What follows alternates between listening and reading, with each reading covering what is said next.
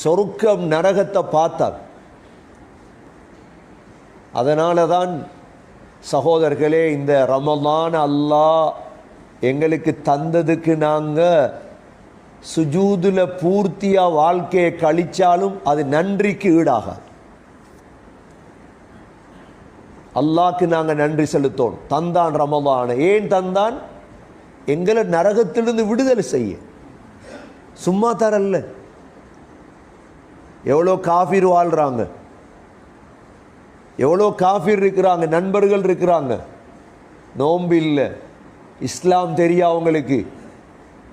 எங்களை செலக்ட் பண்ணி எங்களை தேர்ந்தெடுத்து அல்லாஹ் முஸ்லீமாக்கி நோன்பு பிடிக்க வச்சு பள்ளிக்கு வர வச்சு அல்லாஹ் நரகத்தை விட்டு விடுதலை செய்கிறதுக்கு தான் இந்த நோன்பை தந்தான்.